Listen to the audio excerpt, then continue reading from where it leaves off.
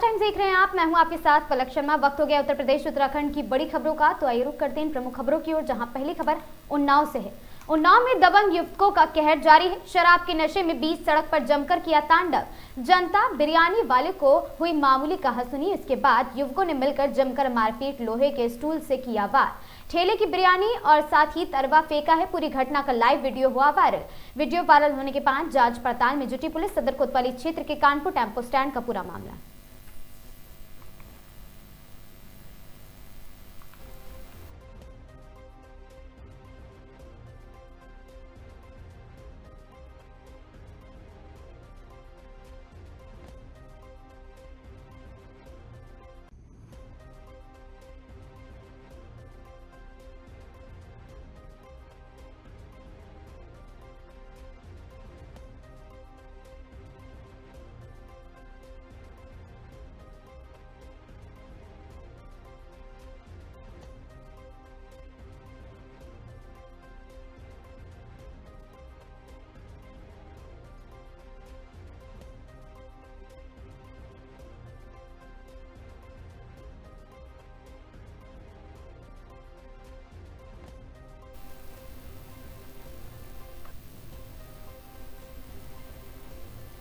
खबर जौनपुर से है, जहां महाराष्ट्र के पुणे जिले के बारामती में हुए भीषण विमान हादसे ने पूरे देश को झकझोर कर रख दिया है।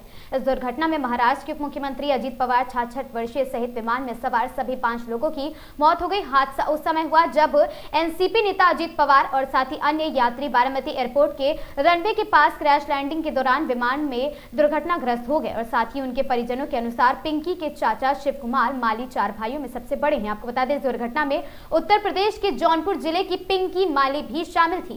फ्लाइट अटेंडेंट पिंकी माली कराकत तहसील के भैंसा गांव की रहने वाली है। उनके परिजनों के अनुसार पिंकी के चाचा शिव कुमार माली 4 भाइयों में बड़े भाई हैं।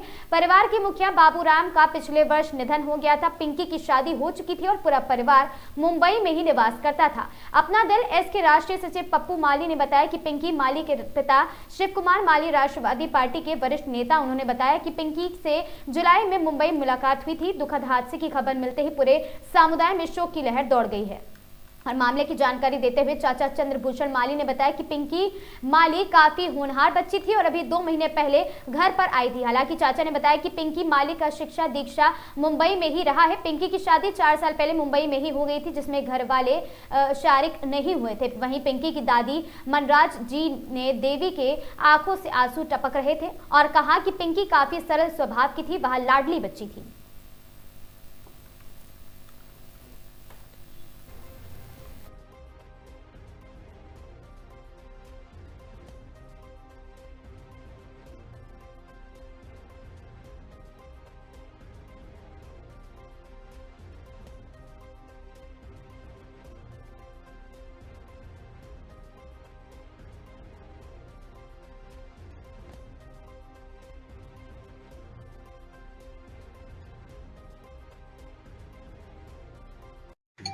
हमारा लड़का का पोती है, लड़का का लड़की है, मेरा पोती नहीं। कब आपको खबर मिली इस दुखद घटना की?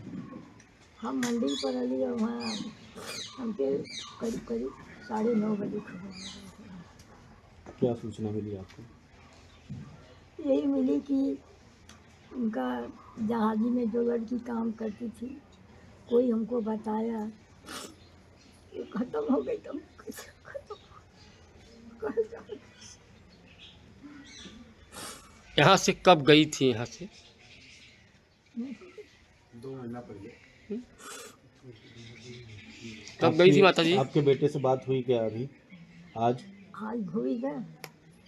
हम बिटिया के यहाँ रही, बिटिया मर गई तो मोल के चंगे छोटे छोटे दमाद मर गए, हम रही हमको खबर मत। हम बिटिया बच्ची से फोन लगा के कही तो नासिक में रहना है ना में तो रोवत रहना हमार पिंकी कहाँ गई। एकरे आगे कुछ ना बोले, पगलाए रहना। मम्मी का बहुत लोग पड़े, कभी पता ना चला। ठीक, आप कैसे जानते थे क्या घटना है? देखिए, घटना तो बहुत दुखद घटना है और ये बात लखनऊ से भी फ़ोन आया और हमारे माननीय राष्ट्रीय अध्यक्ष अखिलेश यादव जी को भी अवगत कराया गया। और जो पिंकी माली की जो पिताजी हैं शिव कुमार माली जी का नंबर भी हमने माननीय राष्ट्रीय अध्यक्ष जी को अवेलेबल कराया और संपर्क अभी नहीं हो पाया। हालांकि इतनी दुखद घटना है कि फ़ोन नहीं उठ पाया है, जिससे हमारे राष्ट्रीय अध्यक्ष जी संवेदना व्यक्त करना चाह रहे थे। और हमारे क्षेत्र की होनहार बेटी है। आप सब जानते होंगे कि ये देश की सबसे बड़ी घटना आज के दिन में हुआ है और मैं आपके माध्यम से श्रद्धा सुमन अर्पित करता हूँ।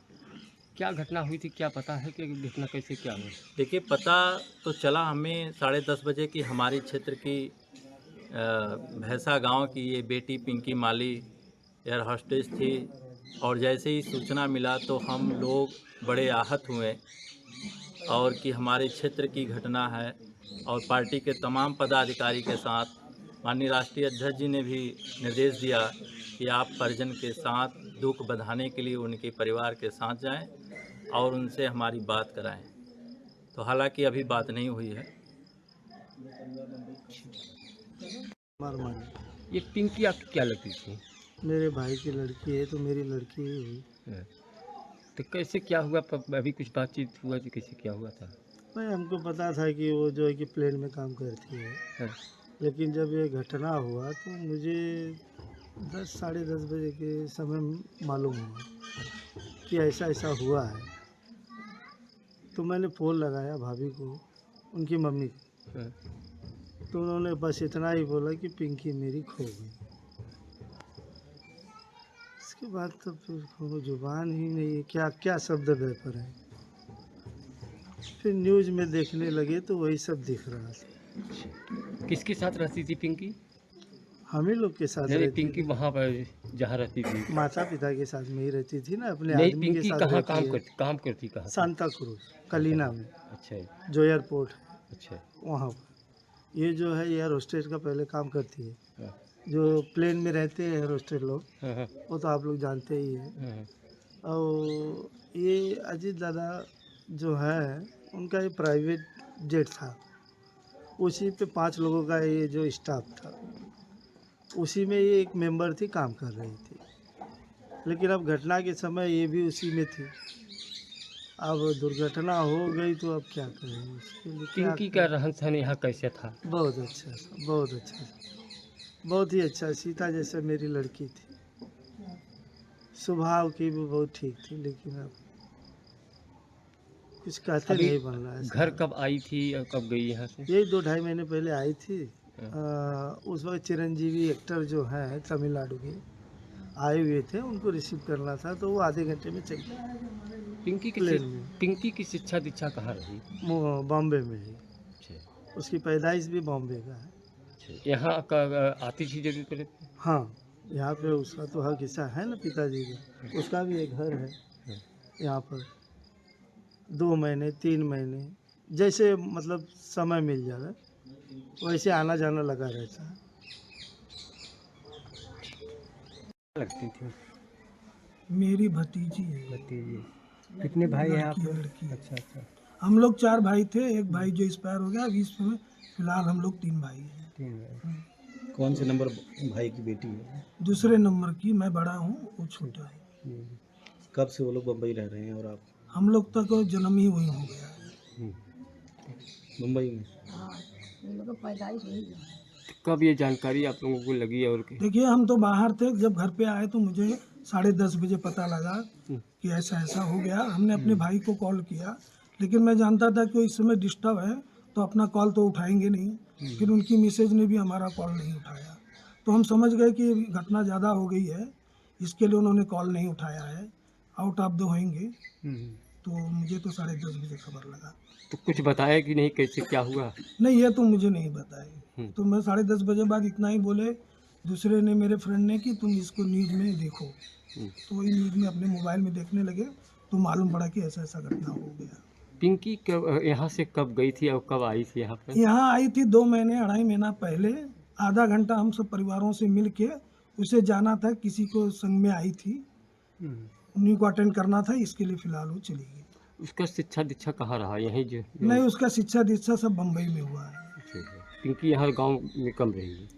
आते जाते रहते हैं हम लोग 6 महीना, 1 साल, 3 महीना, 2 महीना टर्नओवर होते रहता है हम लोगों का। मुंबई में कुछ कारोबार भी है उसमें? बम्बई में जिसमें इनकी लड़की गुजरी है, ये तो मान लो अजित पवार के पहले राष्ट्रीय दल में थे इसमें। जी जी। उसके बाद अभी शायद फिलहाल 2-2.5 महीने के बाद शिवसेना ज्वाइन किए हैं। अच्छा और ये अपना टैक्सी चलवाते हैं अपनी जीविका चलाने के लिए। अच्छा। बिटिया क्या करती थी? बिटिया इनकी एयर होस्टेस में थी ना, क्रूज मेंबर में, जो एक्सपायर हो गई है। तो पिंकी क्या बहन थी? 2 बहन थी। 2 बहन थी। भाई? भाई एक ही था।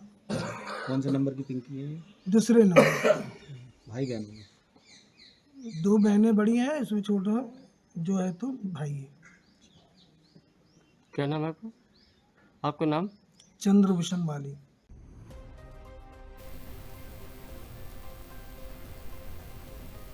राजकीय माध्यमिक विद्यालय घाटी, करोलान और साथ ही जयपुर में 77वां गणतंत्र दिवस बड़े ही धूमधाम से मनाया गया। प्रधानाचार्य लोकेश कुमार अवस्थी ने मुख्य अतिथि को पुष्पगुच्छ भेंट कर स्वागत किया।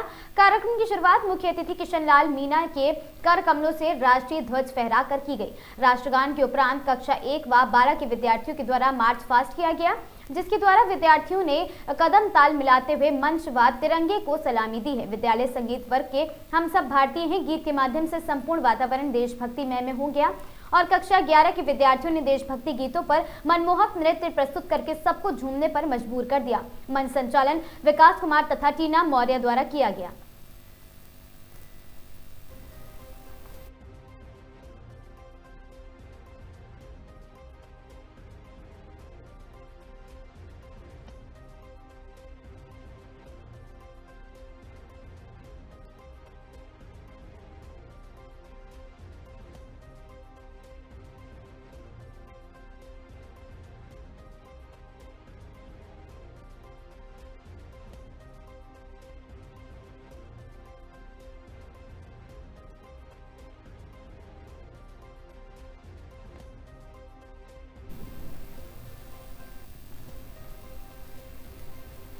खबर शाहजहांपुर से है, जहां शाहजहांपुर से रिश्तों को शर्मसार कर देने वाली एक सनसनीखेज वारदात सामने आई है।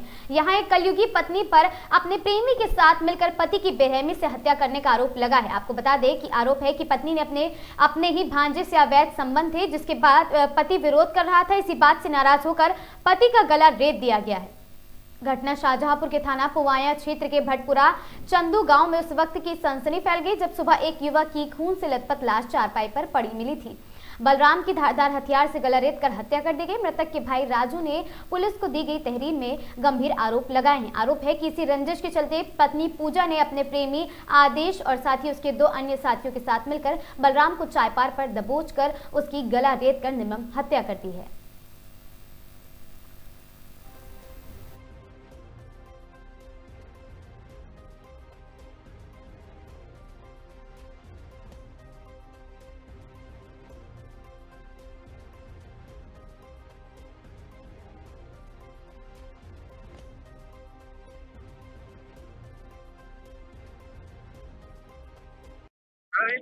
भैया क्या नाम है? मेरा नाम राजू है। ये बताओ क्या पूरी घटना हुई तुम्हारे भाई के साथ? मेरे भाई संग घटना का भाई जैसे आदेश, अब जैसे एक इनको 2 तो आदेश हुआ हुए, इनने तीनों ने मिलके मेरे भाई को मार दिया है। मारने के पीछे की वजह क्या है? वजह का ये इससे लगी रहे। हाँ, 3-4 जैसे 4-5 दाव जा ही चुके रहे। हमने कहीं छुटौती भी करेंगे तो मेरे क्या भैया इनके पे बहुत विश्वास करो अपने मेहरुआ पर। जब विश्वास पर इनके जब पेट में घुसे ना, हम तो जानते हैं जब मेहरुआ बहुत बेकार रहेंगे। हमने इनके घर वालों सबको अपने के साले को फोन किया, हमने छुटौती करवाए। मेरे से साले कहीं छुटौती नहीं करेंगे, छुटौती मेरी चलती नहीं कि हमने इनकी बातचीत इनकी बन गई बीच में। इनकी बल्ले की पत्नी ने कहे तुम्हें मरवाट रिबो, तुम्हारे बड़े तो मरवाट रिबो। मेरे ससुराल वाला कोई आना, हमने छुटौती कर ले भैया मेरा चलो का फायदा है अपने कहूँ कर जाए कोई मेरे ससुराल से हमें कोई आओ ना दौड़ गए छुटौती कर। आपको आज सुबह कैसे पता चला? आज सुबह पता चलो, हम जैसे लेटे रहे, हम जैसे गाँव मेरे भागवत होते रहे तो हम देखने गए थे, तो हम अपने घर लेट रहे आए तो हमने 7:30 बज गए तो हमने कहा बल्ले बल्ले हमने काम पर आ जाइए। तो हमने जैसे काम कोई है ना, हमने ठहरा तब जब उनके बल्ले घर वाले लेट गए चुप बैठे रोड में। हमने कहा बताएंगे तब जो लौड़ा हमने कहा था लौड़ा नेपाल लड़कियां अपने मारो तो रोए। तो हम भीतर गए, देखो हमने खून तब जरूर बोलना कि इनको बोल रहे फुटो हमने कैसे कभी बजे अपने तेल लेते हैं घर में जैसे रहती नहीं पता ना चलो कि मेरा आदमी मरी वो कैसे कभी हो। तब इन्हें सबने तीनों मिलकर मार मेरा भैया को मार डालो। ये किसने किसने किसने आदेश है, आदेश के दोस्त तू कोई आओ इस संग में इनकी पत्नी बलराम के क्या नाम तीनों है पत्नी का? पूजा नाम है, इनके बाप का नाम है दयाराम, देवीपुर में ससुराल है। मैम जो घटना हुई है क्या है पूरा मामला और उस पर क्या कार्रवाई हो रही है? आज दिनांक 29/1/2026 को सुबह करीब 7:30 बजे 112 PRV से हमें सूचना मिली कि एक पत्नी ने अपने पति की हत्या कर दी गई है। मौके पर जब पुलिस पहुंची तो पत्नी जो थी अपने यहीं पे बैठी हुई थी और जो बलराम है पुत्र बलवंत उम्र 30 वर्ष भटपुरा यहाँ पर मृत अवस्था में पाए गए। परिवारजनों से और अधिक जानकारी की गई, पत्नी से पूछताछ की गई, तब यह पता चला कि मृतक के जो भांजे हैं आदेश और उनके साथ किन्हीं 2 व्यक्तियों ने इस काम को कारित किया है और ये मौके से फरार है। अभी तक तहरीर मिली नहीं है, तहरीर पर अग्रिम कार्रवाई की जाएगी और शव को पोस्टमार्टम के लिए भेजा जा रहा है।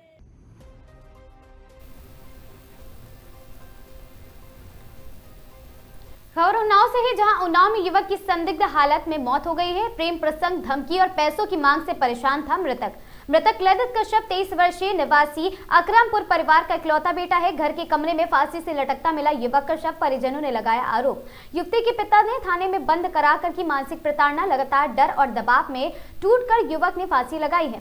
घटना से परिवार में कोहराम है, माँ बाप और बहनों का रो रो कर बुरा हाल है। पुलिस जांच में जुटी है, पोस्टमार्टम रिपोर्ट के आधार पर होगी कार्रवाई। सदर कोतवाली क्षेत्र के अकरमपुर का मामला बताया जा रहा है।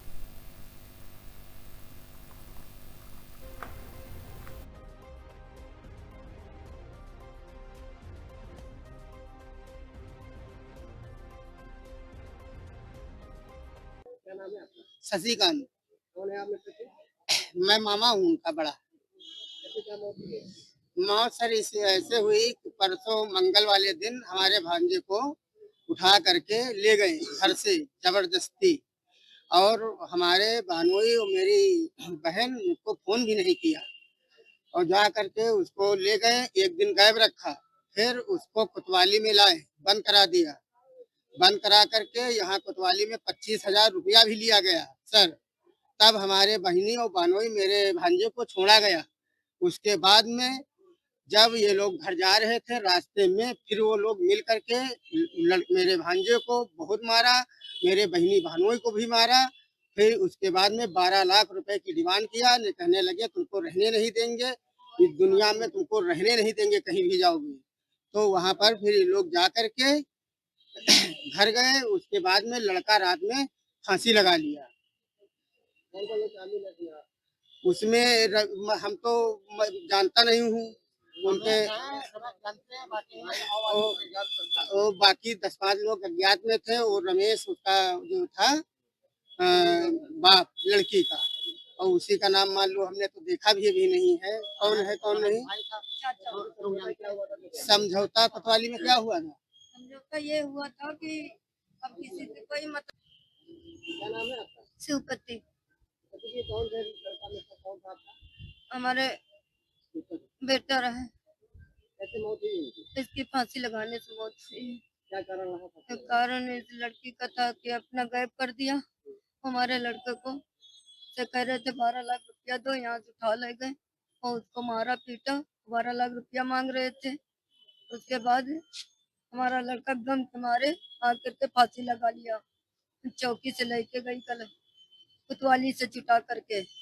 इन्होंने रमेश राय, उनका भाई था, बीबी थी, बहुत लोग थे साहब। हम किसी चिंते नहीं है, सबको नहीं चिंते थे। और लोग थे हमारे लड़का को बार बार दबाव बना रहे थे। वो लड़की ने बहुत परेशान कर रही थी। 2023 से हमारे घर पे आ रही थी और ब्लैकमेल कर रहे थे। बाप मतारी का है कि लड़की नाबालिग है, हमारा लड़का कुछ बोल नहीं पाता था। उसी के आके जैसे 12 लाख रुपया कहते चाहे जहाँ से दे, उसका फोन छिना लिया और उसको बहुत मारा पीटा, चौकी में कर दिया। चौकी में करते साथ वहाँ से फिर यहाँ कोतवाली भेज दिया। कल ही छुड़ा के हम अपने लड़के को ले गई और उसके आके फिर उसको ब्लैकमेल किया है। उसी के गम में आके 12 लाख रुपया रास्ते में मारा। 12 लाख रुपया मांग रहे थे हमारे लड़के से। उसने सन 2023 से 2023 से। हाँ, अब हम कार्रवाई ये चाहते हैं कि कड़ी से कड़ी इनको सजा दी जाए, क्योंकि हमारे लड़के की जान, अब हमारा लड़का तो मिलने वाला नहीं, ये लड़की के पीछे जान गया हमारे। खबर श्रावस्ती से है, जहां जिले के गिलोला खुटेहना मार्ग पर भीषण सड़क हादसा हो गया। उसमें एक की मौत। तेज रफ्तार बाइक सवार की ट्रॉली में पीछे से जोरदार टक्कर मारी गई है। हादसे में बाइक सवार 3 लोग गंभीर रूप से घायल हो गए। सभी घायलों को तत्काल सीएचसी गिलोला पहुंचाया गया है। प्राथमिक उपचार के बाद 2 घायलों की हालत गंभीर है। डॉक्टरों ने दोनों को हायर सेंटर बहराइच किया रेफर। इलाज के दौरान बहराइच में एक घायल की मौत हो गई है, दूसरे घायल का बहराइच में इलाज जारी है। घायल बाइक सवार रत्नापुर गाँव के निवासी बताए जा रहे। गिलोला थाना क्षेत्र की है पूरी घटना।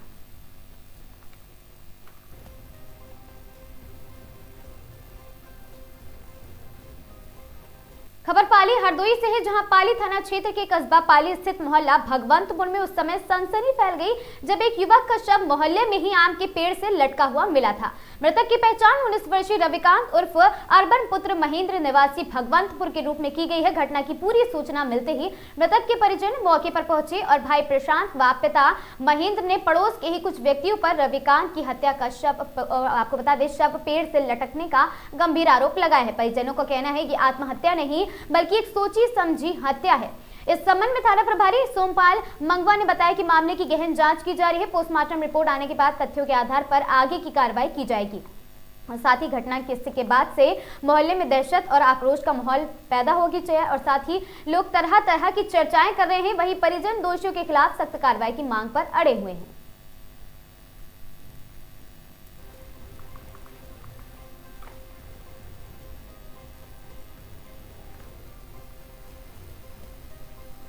खबर बहराइच से है, जहां पर जिले के दरगाह थाना क्षेत्र मिल में कार्य करते समय एक श्रमिक करीब 40 फीट की ऊंचाई से नीचे गिर पड़ा। हादसे में उस वक्त सिर में गंभीर चोट आई है उसके और साथ ही घायल को इलाज के लिए जिला अस्पताल में भर्ती कराया गया है। रामगांव थाना क्षेत्र के रामपुर गोड़वा गांव का रहने वाला युवक देशराज नाम का श्रमिक दरगाह इलाके में स्थित अरोहुल मिल में कार्य करता है। गुरुवार को वो मिल की टंकी में बोरी से केमिकल डाल रहा था, तभी संतुलन बिगड़ गया जिससे वो जमीन पर ही गिर गया और इस हादसे में उसके सिर पर भी गंभीर घाव हो गए हैं। मिल प्रबंधन ने इसे इलाज के लिए जिला अस्पताल में भर्ती कराया है। साथ में मौजूद लोगों ने बताया कि बिना सेफ्टी बेल्ट के श्रमिक कार्य कर रहा था, इसी कारण उसका संतुलन बिगड़ गया।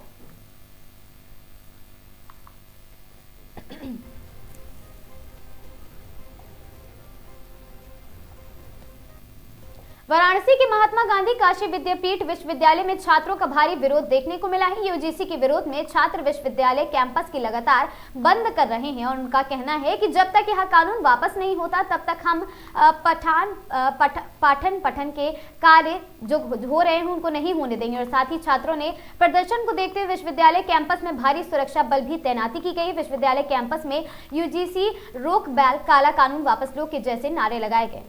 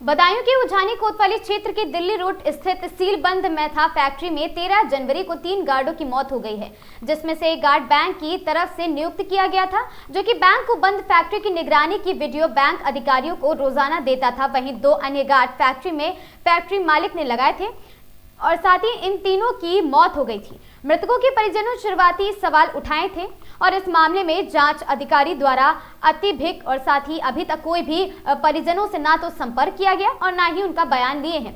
इस बात को लेकर मृतक के परिजनों और साथ ही आला अधिकारियों से मिले हैं। मृतक के परिजनों की मांग है कि उनके बयान भी दर्ज किए जाएं। उनके पास ऑडियो और वीडियो है, जो कि जब सील बंद फैक्ट्री से लगातार मेथा का कारोबार चल रहा था, इस कारोबार की वीडियो बैंक द्वारा लगाए गए गार्ड ने बैंक के आला अधिकारियों को दिए हैं, जिसका विरोध फैक्ट्री मालिक ने किया है। उनका आरोप है कि फैक्ट्री मालिक ने ही इसी पूरी घटना को कराया है और साथ ही उनके सबूत को इस जांच में शामिल किया जाए, मगर जांच अधिकारी अभी तक कोई भी सबूत मृतक के परिजनों से नहीं लिए हैं और ना ही उनसे कोई भी पूछताछ की गई है अभी तक।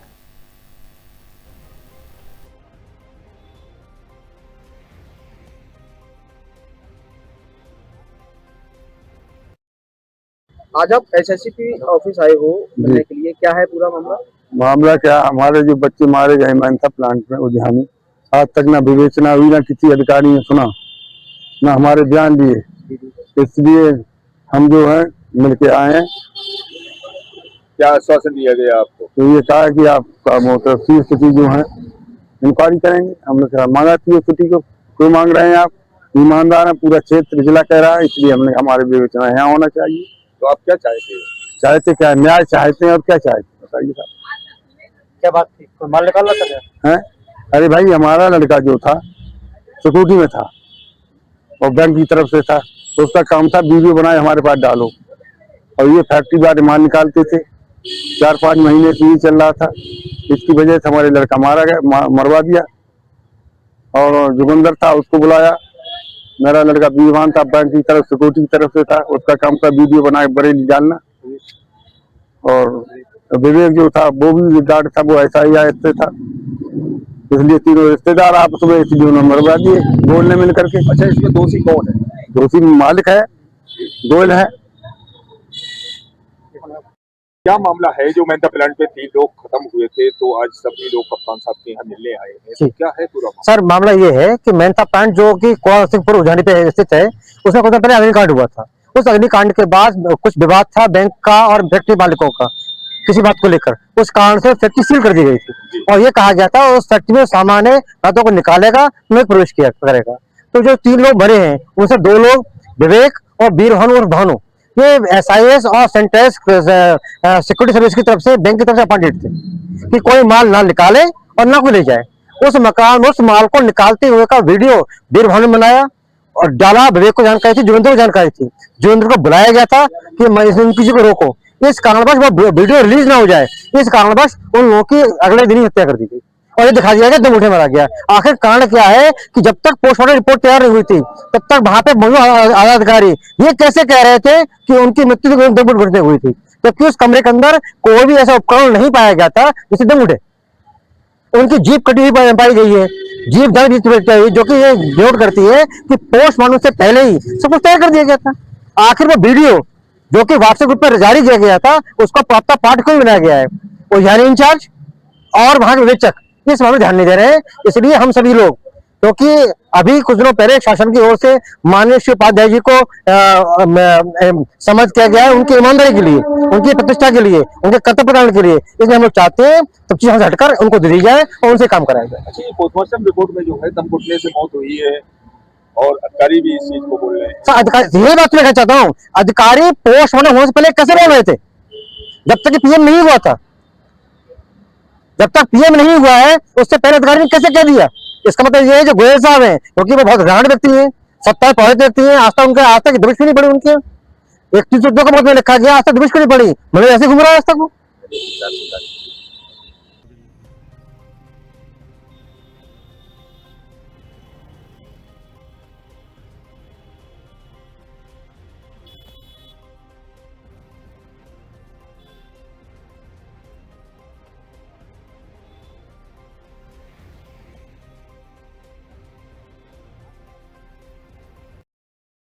आज आप एसएससी मुरादाबाद महानगर में स्वर्ण समाज मुरादाबाद द्वारा बुधवार को UGC promotion of equity in higher education institution regulations और साथ ही 2026 के विरोध में एक विशाल सभा का आयोजन किया गया। ये सभा अम्बेडकर पार्क सिविल लाइंस में संपन्न हुई, जिसके बाद जिलाधिकारी के माध्यम से महामहिम राष्ट्रपति को एक महत्वपूर्ण ज्ञापन सौंपा गया। सभा में स्वर्ण समाज की प्रतिनिधियों ने यूजीसी 2026 को काला कानून बताते हुए इसे तत्काल वापस लेने की मांग की है और साथ ही SC, ST, OBC वर्ग के छात्रों को जाति आधारित भेदभाव से संरक्षण देता है, जबकि स्वर्ण छात्रों की शिकायतों को बिना प्रमाण के खारिज कर उन्हें असुरक्षित स्थिति में छोड़ दिया गया है।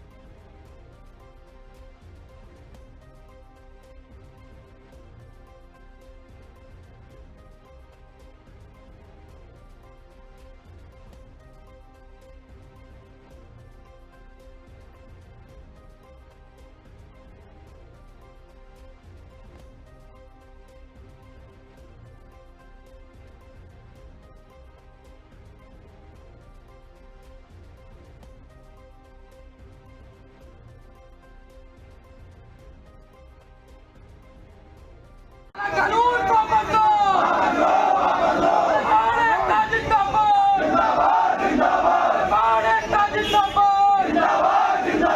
मोदी तेरी तानाशाही, मोदी तेरी तानाशाही, मोदी तेरी तानाशाही, काला कानून को बदलो, काला कानून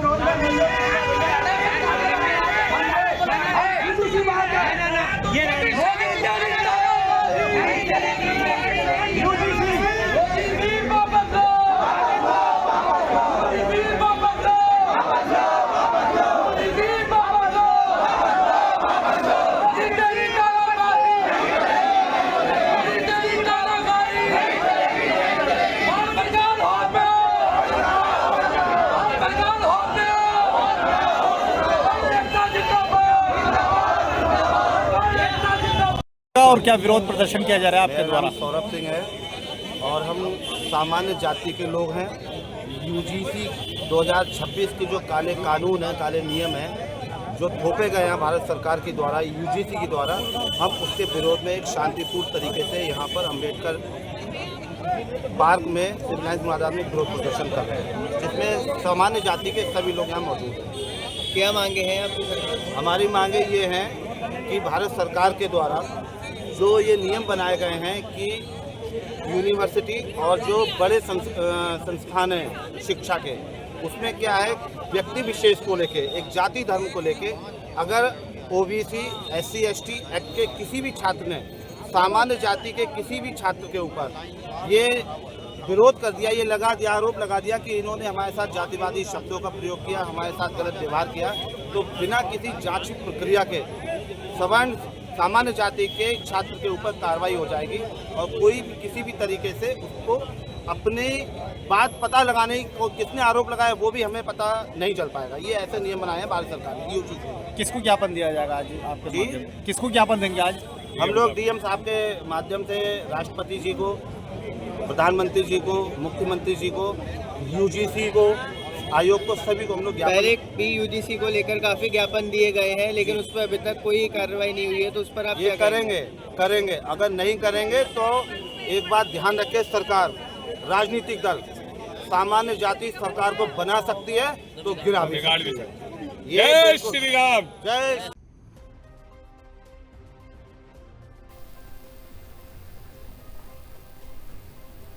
खबर श्रावस्ती से है, जहां श्रावस्ती के बिनका में यूजीसी कानून के विरोध में सवर्ण समाज का जोरदार प्रदर्शन हुआ है और साथ ही काली मंदिर से सैकड़ों लोगों ने कलेक्ट्रेट तक निकाला विरोध मार्च। प्रदर्शनकारियों ने हाथों में तख्तियां और बैनर लेकर की है नारेबाजी। यूजीसी कानून वापस लो के नारों से गूंजा पूरा इलाका। योगी, मोदी और धर्मेंद्र प्रधान के खिलाफ भी लगे हैं नारे। वक्ताओं ने यूजीसी कानून को शिक्षा व्यवस्था के लिए घातक बताया है और कहा इस कानून से युवाओं और मेधावी छात्रों का भविष्य खतरे में है। कलेक्ट्रेट पहुंचकर जिलाधिकारी श्रावस्ती को सौंपा गया ज्ञापन। यूजीसी कानून तत्काल वापस लेने की उठाई गई मांग।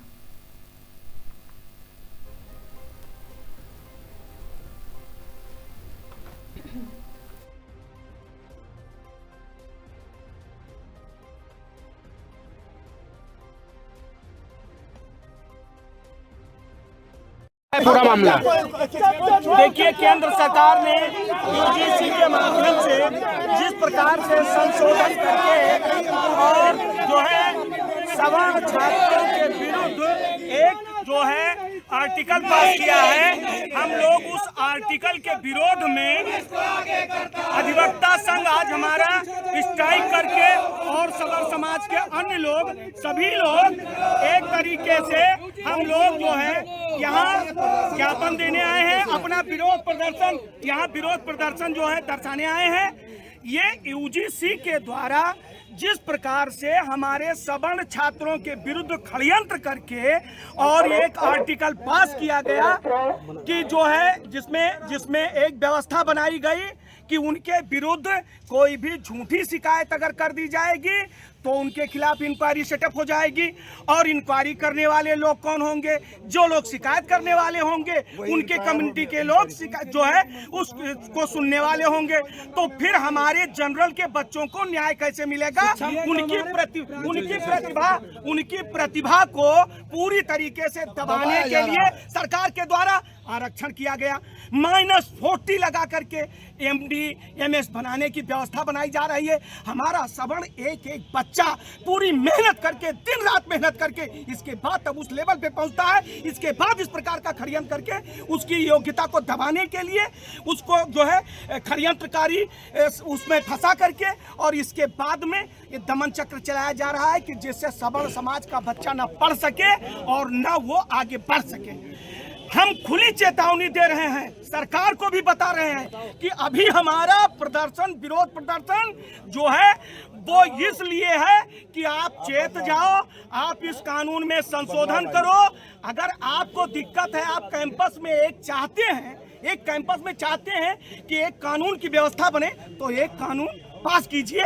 जो दोषी हो सबको दंड मिले, जो दोषी हो उसके खिलाफ कार्यवाही हो। फिर उसमें जाति ढूंढ करके आप क्या चाहते हैं कि जो बच्चे स्वच्छंदता से रह करके यूनिवर्सिटीज में पढ़ते थे, एक साथ आपसी सामंजस्य बनाते थे, वो वहाँ जाति खेल करके और शाहजहांपुर से बड़ी खबर है, जहां रेलवे की संपत्ति पर खुलेआम डाका डाला जा रहा है। रेलवे लाइन के किनारे पेड़ों की अवैध कटान का मामला सामने आया है, जिसने पूरे इलाके में अफरा तफरी मचा दी है। मामले में कार्रवाई को लेकर कई गंभीर सवाल खड़े हो रहे हैं। शाहजहांपुर के थाना कोतवाली क्षेत्र अंतर्गत केरूगंज रेलवे लाइन के पास रेलवे के पेड़ों की अवैध कटान की जा रही है। मामले की सूचना मिलने पर रेलवे पुलिस सुरक्षा बल RPF की टीम भी घटनास्थल पर पहुंची है, जहां से रेलवे की लकड़ी बरामद की गई है। वाहन को जब्त किया गया और पकड़े गए लोगों को RPF अपने साथ ले गए। बताया जा रहा है कि यह पूरा मामला दिनांक 27 जनवरी 2026 का। इस प्रकरण में मघई टोला निवासी एक महिला पर रेलवे के पेड़ों को चोरी से कटवाने का आरोप है और वीडियो फुटेज में महिला पेड़ कटवाते हुए साफ दिखाई दे रही है। इतना ही नहीं, मौके से गिरफ्तार किए गए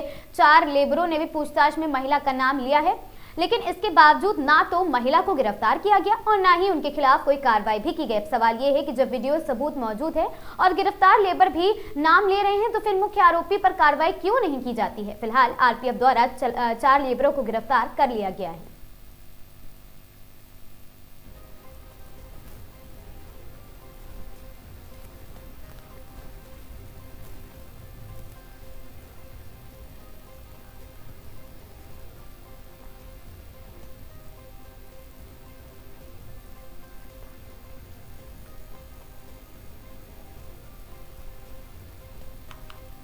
खबर लखनऊ से है, जहां पर अयोध्या सद्भावना समिति और साथ ही ब्राह्मण संसद के अध्यक्ष डॉक्टर पंडित अमरनाथ मिश्रा प्रदेश के जनपद अमेठी में गौरीगंज विधायक राकेश प्रताप सिंह के आमंत्रण पर सनातन यात्रा में शामिल होने के लिए गौरीगंज पहुंचे। आपको बता दें कि इस यात्रा का आह्वान बागेश्वर धाम के धीरेन्द्र शास्त्री ने किया है, जो आज शुरू हुई है और 1 फरवरी को अयोध्या धाम पहुंचकर समाप्त होगी। इस मौके पर गौरीगंज से शुरू हुई यात्रा में शामिल हुए सैकड़ों सनातनियों ने अमरनाथ मिश्रा का स्वागत किया और इस यात्रा के जरिए प्रदेश की योगी सरकार से गौ रक्षा पर कानून बनाने और गायों को राष्ट्रमाता का दर्जा दिए जाने की मांग की है।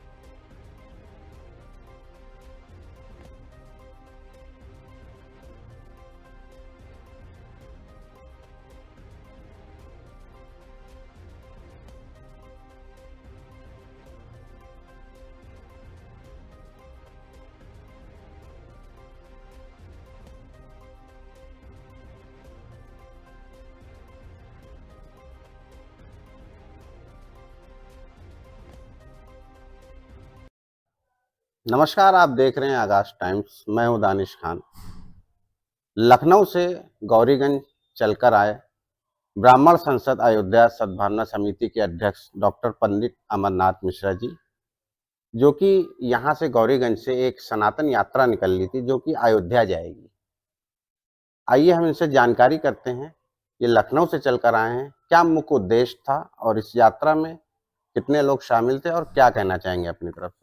जी नमस्कार है आपका मेरे चैनल में बहुत बहुत।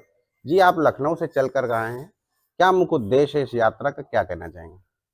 देखिए, गौरीगंज के एक श्री बसंत तिवारी जी हैं और यहाँ के स्थानीय लोग ने हमसे संपर्क किया था। उन्होंने हमको आमंत्रित किया कि आज 29 तारीख को सनातन हिंदू रक्षा यात्रा का शुभारंभ होगा जो अयोध्या तक जाएगी। ये पैदल पद यात्रा है और इसका मुख्य उद्देश्य ये है सनातन संस्कृति की रक्षा, गौ माता की रक्षा, गौ माता को राष्ट्र माता घोषित किया जाए। इसी तरीके से कई विषयों को लेकर के इन्होंने यात्रा का जो शुभारंभ करना था उसमें इन्होंने हमें आमंत्रित किया था। उसी से के लिए हम आए थे। आकर के यात्रा का शुभारंभ हुआ, हमने सबको बधाई दी, मंगल कामना की और अब हम यात्रा के साथ चलेंगे सुल्तानपुर तक और सुल्तानपुर के बाद हम वापस लखनऊ जाएंगे। जी, इस यात्रा में लगभग कितने लोग शामिल रहे और ये यात्रा कहाँ कहाँ पे इसकी वो स्वागत होगा कुछ। देखिए, आपने देखा ही हजारों लोग शामिल थे इसमें। संत महंत भी शामिल थे, विद्वान भी शामिल थे, अच्छे लोग शामिल थे और आम जनता की सहभागिता थी। और यात्रा का तो मतलब पैदल चल के जाना है। जिस गांव से निकलेगी, जिस बाजार से निकलेगी, वहाँ के स्थानीय लोग जो हैं इसका स्वागत करेंगे और कर ही रहे हैं, जैसे आप देख रहे हैं। तो अब यात्रा अयोध्या तक जानी है तो ये भजन कीर्तन करते हुए, सनातन धर्म की जय करते हुए, गौ माता की जय बोलते हुए, श्री राम जय राम बोलते हुए अयोध्या जाना है। और 31 तारीख को इनको अयोध्या पहुंचना है। 1 तारीख को वहाँ पे एक बहुत बड़े विशाल भंडारे के साथ इस यात्रा का समापन होगा। जी, गौ माता को राष्ट्र माता का दर्जा देने का प्रयास किया जा रहा है। सरकार बीजेपी की, क्यों इतना समय लग रहा है। नहीं, समय नहीं लग रहा है। देखिए, हमारा जो देश है, हमारी गौ माता जो है वो तो हम उनको मानते हैं, वो विश्व की माता है। पूरी दुनिया में गाय का महत्व तो लोग सब समझते हैं। और आज की तारीख में जो आप कह रहे हैं कि बीजेपी की सरकार है, जी, तो बीजेपी ने सत्ता में आने के पहले जो जो भी वादे किए थे, चाहे वो अयोध्या में राम जन्म स्थान पे मंदिर बनने का हो, चाहे कश्मीर से 370 और 35 हटाने का हो, या जितने भी CAA का मामला हो, NRC का मामला हो, जो जो उन्होंने कहा वो धीरे धीरे सारी चीज़ें वो कर रहे हैं। और हमें लगता है कि जब से योगी जी उत्तर प्रदेश के मुख्यमंत्री हुए हैं, तब से गौ माता का रक्षण और संरक्षण बहुत ही सुचारू रूप से और बहुत तरीके से हो रहा है। और हमको वो गांव में जो गौशालाएं बनाई गई, गौशाला में जो अनुदान दिया जा रहा है सरकार के द्वारा, उससे गाय माता संरक्षित और सुरक्षित हो रही है। जी, आजकल एक मुद्दा बड़ा गरमाया है, हम इस पे भी आपसे बात करेंगे। यूजीसी को लेकर, यूजीसी को लेकर सरकार का कहना है लोगों में भ्रमति है, गलत अफवाह फैलाई जा रही है, तो इसको लेकर आप किस तरीके से विचार रखते हैं, अपना क्या कहना चाहेंगे लोगों से? देखिए, जो यूजीसी का मामला है, इसमें खासकर जो हमारे सवर्ण परिवार के लोग हैं, बच्चे बच्चियां हैं, उनको इस मामले की तह में जाना पड़ेगा। ये मामला एक बीजेपी की सरकार के द्वारा नहीं लाया गया है। एक रोहित वेमुला की हत्या हो गई थी जी, तो उनके लिए कहा गया कि एक शेड्यूल कास्ट दलित व्यक्ति की हत्या की गई है। उसके बाद कुछ लोग सुप्रीम कोर्ट में PIL की थी, तो सुप्रीम कोर्ट ने यूजीसी को ये कहा कि आप इस तरीके से जो SC ST बच्चों के खिलाफ कॉलेजों में रैगिंग होती है, उसके लिए आप कुछ नियम और कानून बनाएं। तो सुप्रीम कोर्ट के आदेश पे यूजीसी ने ये अपना प्रस्ताव भेजा है, जिसकी आज सुप्रीम कोर्ट में सुनवाई चल रही है। अभी 2-3 घंटे में हम लोगों को जानकारी लगेगी कि सुप्रीम कोर्ट क्या चाहती है। सरकार का इसमें कोई रोल नहीं है। सुप्रीम कोर्ट के आदेश का पालन यूजीसी ने किया। अब यूजीसी ने जो प्रस्ताव बनाया वो सुप्रीम कोर्ट में गया है, और उस प्रस्ताव के खिलाफ भी कई PIL वहाँ लग चुकी हैं, चल रहा है। तो हमको लगता है सुप्रीम कोर्ट भी, भारत सरकार भी और यूजीसी भी सारे देश के सभी जाति धर्म बिरादरी के लोगों से के साथ में जो भी उनकी रक्षण और संरक्षण की बात है, जो भी उनके अपने निजी दायित्व की बात है, जो उनको हक मिलना चाहिए, वो सब के हक का बराबर ध्यान रखेगी सरकार। और कोई ऐसा निर्णय सरकार नहीं लेगी जिससे सवर्ण छात्रों को या किसी भी जात बिरादरी धर्म के छात्र छात्राओं का नुकसान हो। जी, देखा जा रहा है लगातार ब्राह्मण समाज भी इसका सबसे ज्यादा विरोध कर रहा है। आप भी ब्राह्मण सनातनी हैं, धर्म से ताल्लुक रखते हैं, क्या कहना चाहेंगे उन लोगों से? अभी हमने आपको बोला कि हम उन लोगों से यही कहेंगे कि आप किसी प्रकार का कोई आंदोलन न करें, किसी प्रकार भी सरकार के खिलाफ, मोदी जी के खिलाफ, योगी जी के खिलाफ, बीजेपी के खिलाफ, RSS विश्व हिंदू परिषद, बजरंग दल के खिलाफ न बोलें। इस मामले को पहले समझिए। रोहित वेमुला के मामले में सुप्रीम कोर्ट ये मामला गया था, सुप्रीम कोर्ट की वजह से ये प्रस्ताव यूजीसी ने बनाया था। अब हमें लगता है कि जो फैसला सुप्रीम कोर्ट का पहले आया था, उस फैसले में संशोधन होगा और सवर्ण छात्र छात्राओं को उनका पूरा सम्मान मिलेगा। तो ये थे हमारे साथ डॉक्टर पंडित अमरनाथ मिश्रा जी, जिन्होंने बताया लोगों को समझने की जरूरत है, इसमें आक्रोशित ना हो। वीडियो जर्नलिस्ट अमित के साथ मैं दानिश खान, आगाज टाइम्स, लखनऊ।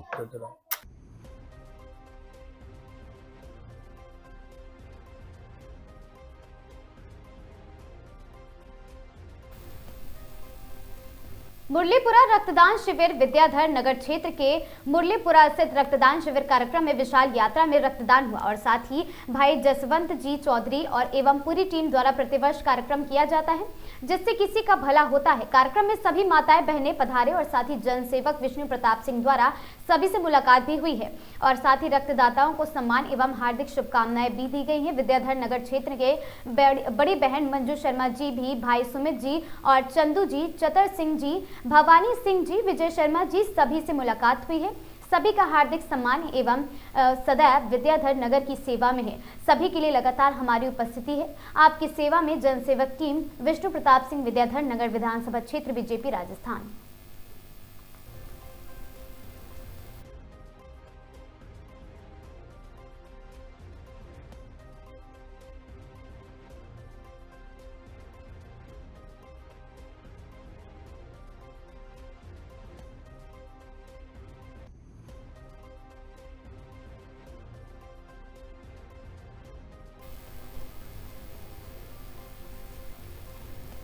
खबर सोनभद्र से है, जहां आंगनबाड़ी कार्यकर्ताओं ने अपनी मांगों को लेकर कलेक्ट्रेट प्रांगण में किया है प्रदर्शन।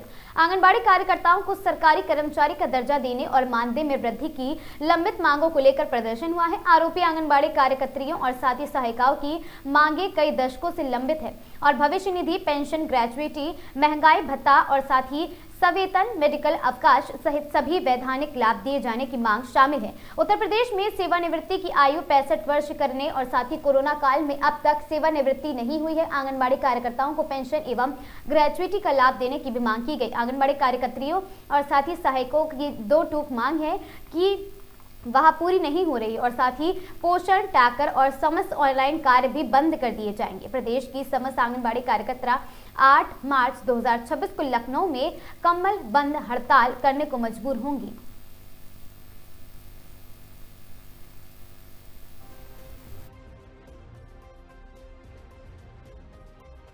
कर रही है, क्या मामला है? मामला ये है सर कि हमारे मुख्यमंत्री जो हैं, प्रधानमंत्री, दोनों लोग हम लोग इतनी बार मांग दे चुके हैं, लेकिन आज तक हम लोग की सुनवाई नहीं हुई है।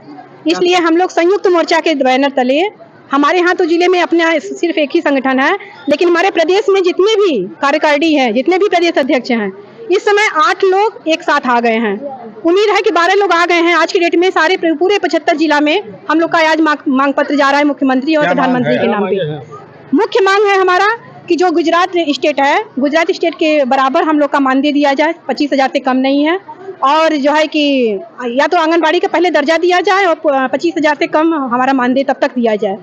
और दूसरा मांग है कि जो हमारी आंगनबाड़ी बहनें हैं, रिटायर हो रही हैं, उनको बिना कुछ कहे, बिना कुछ सुने उन्हें निकाल बाहर कर दिया जाता है। उन्हें सरकार जब तक काम लेते बना तब तक बेचारी वो सब अपना सरकार का साथ दी, लेकिन आज की डेट में उन्हें दूध में मक्खी की तरह निकाल के बाहर फेंक दिया जा रहा है। ये तो गलत बात है। उनको भी कुछ सरकार बुढ़ापे के लिए 10,000, हम लोग का 10 लाख रुपया मांग है कि 10 लाख रुपया दे के तब सरकार हमको रिटायर कर दे, कि ताकि वो अपनी जीविका चला सके, कुछ छोटा सा दुकान खोल के अपना बैठ सके। बुजुर्ग में कहाँ से जाएंगी? और इसमें आंगनबाड़ी संगठन में ऐसा कोई नहीं है सर कि हमारी विधवा है, लाचार हैं, तलाकशुदा हैं, इन लोग को वरीयता दी जाती है।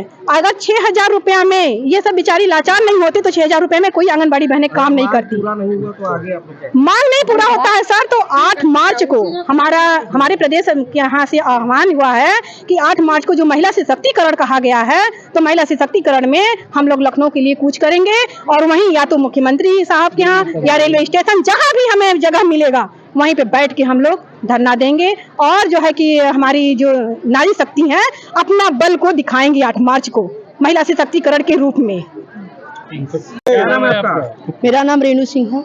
रेणु जी, अभी आप लोग प्रदर्शन कर रही हैं, क्या मांग है? हमारी मांग देखिए यही सरकार है। सरकार से हम लोग आज से नहीं, कितने दिनों से सर हम लोग मांगे करती हैं, लेकिन सरकार जो है हमसे सिर्फ और सिर्फ वादा करती है। आज तक सरकार वो वादा हमसे नहीं निभाई। हम लोग महिला हैं, लेकिन हम लोग महिला हैं नहीं समझती है कि नहीं ये महिला है तो रोड पे आएंगी और हमको अच्छा नहीं लगता कि हम सरकार के खिलाफ जो है प्रदर्शन करें, लेकिन हमारी सरकार जो हमारी मांगे पूरी कर दे सर, तो हम लोग क्यों रोड पे आए, क्यों हम लोग धरना प्रदर्शन करें। हाँ, एक बात और, सरकार हमसे सारा काम करवाती है, लेकिन आज तक मोबाइल, कब से बोले कि हमें मोबाइल सरकार देगी और हम उसी से काम करेंगे। आज कितने दिन हो गया सर, हमें कोई मोबाइल नहीं मिला। हम रिचार्ज अपने से कराते हैं, पैसा अपने से भराते हैं, जो कि ऊपर से दबाव है कि मोबाइल से 100% अगर काम हम लोग नहीं करेंगी तो मानदेय नहीं दिया जाएगा। बात आ रही थी कमीशन खोरी की कि कुछ लोगों को कमीशन भी देना पड़ता है मजबूरन, क्या ऐसा कुछ होता है क्या? नहीं, ऐसी बात नहीं है। हम लोग कमीशन कोई को नहीं देते हैं, ये सत्य है। हम लोग कमीशन की हम लोग अपना प्रताड़ित किया जाता है हमको काम करने के लिए, बात नहीं है। मांगा जाता है कि नहीं? नहीं, कमीशन हम लोग नहीं मांगा जाता है। हम लोग कमीशन किसी को नहीं देते सर, ये सत्य है, 100% सत्य है सर। हम कमीशन किसी को नहीं देते, ऊपर से लेकर नीचे तक कोई हमारा अधिकारी इस जिले में ऐसा कोई नहीं है जो जिसे हम कमीशन देते हैं सर, ये है। लेकिन सर हमारी एक मांग और है सरकार से कि जो मोबाइल हम लोगों को किसी और के द्वारा दिलवाती है, वो मोबाइल का पैसा हमारे अकाउंट में डाले। आज अभी आप लोग प्रदर्शन कर रही हैं, क्या समस्या है? हम लोग की समस्या, आज हम लोग की जब से नियुक्ति हुई है, हम लोग के 25 साल लगभग हो गए हैं। 1975 में 2 अक्टूबर 1975 में हम लोग की स्थापना हुई थी, आंगनबाड़ी की नींव डाली गई थी। 75 से लेके आज तक यानी 50 साल हम लोग का पूर्ण हो चुका है और हम लोग 6,000 पे ही काम कर रहे हैं। और ऐसा कोई विभाग नहीं है जिससे कि हम लोग का कोई काम से वंचित रह जाते हैं। जो काम कोई नहीं कर सकता है उसको आंगनबाड़ी को सौंप दिया जाता है। आंगनबाड़ी पूर्ण रूप से अपना जिम्मेदारी निभाती है और पूरा अपना सहयोग देके अपना सहयोग करती है उसमें। लगातार आप धरना प्रदर्शन कर रहे हैं? लगातार हम लोग धरना देते हैं, लेकिन हम लोग का मुख्यमंत्री से मान है कि उन्होंने वादा किया था कि हम 120 दिन में आपको सम्मानजनक मानदेय देंगे। उसके बाद वो 2017 में हम लोग से वार्ता भी के बुला के, वार्ता के बाद बोले कि हम आपका न्यूनतम मानदेय करेंगे, लेकिन आज तक उन्होंने 1 रुपया नहीं बढ़ाया। और हम लोग को सरकार से मांग है कि वो हमें राज्य कर्मचारी का दर्जा दे। अगर नहीं दे रहे हैं तो कम से कम 24,000 रुपया हम लोग को सम्मानजनक मानदेय दिया जाए, ताकि हम लोग की जीविका भी चल सके। और सरकार से मांग है कि हमें कई कंडीशन में बांटा गया है, जैसे कि एक बच्चों को खाना खिलाना है तो उसके लिए प्रधान, क्या कहते हैं, महिला की समूह और कोटेदार और टीचर, आंगनबाड़ी, इतने के माध्यम से, यानी कि सरकार की मंशा है कि सब लोग बढ़ जाए और बढ़ जाए। इससे क्या होता है कि जितने लोग इसमें जुड़े हैं उतने लोग का कमीशन हो रहा है। कितनी संख्या होगी जिले में? जिले में लगभग 1800 से ऊपर है, 2200 कुछ। अगर आपकी मांग नहीं मानी जाती तो आगे आपको क्या? मांग नहीं मानी जाएगी तो 8 मार्च को हम लोग लखनऊ में कुछ करेंगे और हम लोग अपनी मांग अपने सरकार से हक अपना लेंगे।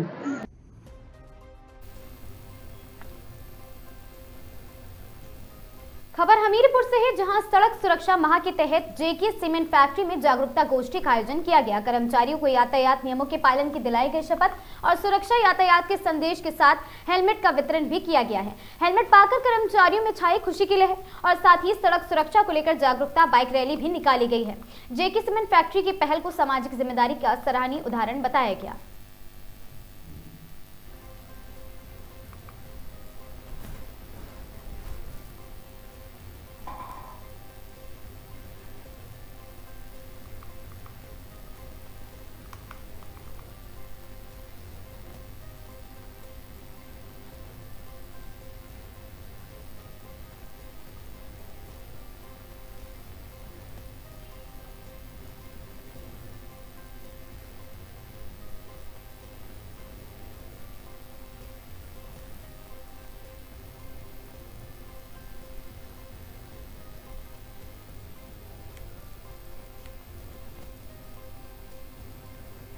प्रोग्राम किया गया जेके सीमेंट में, क्या? आज जेके सीमेंट कैंपस में पुलिस प्रशासन के द्वारा एक ट्रैफिक अवेयरनेस प्रोग्राम ऑर्गेनाइज किया गया था, जिसमें इन लोगों ने बहुत अच्छे से पार्टिसिपेट किया। काफ़ी सारे कॉम्पिटिशंस भी अंदर कराए गए थे, जिससे अवेयरनेस फैलाई गई थी और अभी कुछ हेलमेट वितरण का कार्यक्रम भी किया गया है। इसी तरीके का अवेयरनेस प्रोग्राम उम्मीद करते हैं कि कराए जाएंगे और आगे भी कराते रहेंगे हम लोग। एक मेडिकल कैंप भी ऑर्गेनाइज कराया जाएगा, जिसमें जितने भी ड्राइवर्स हैं या जितने भी लोग हैं वो भी उसका लाभ उठा सकेंगे और हम उम्मीद करते हैं कि आगे ट्रैफिक एक्सीडेंट्स में इसी तरीके से हम कमी लाएं।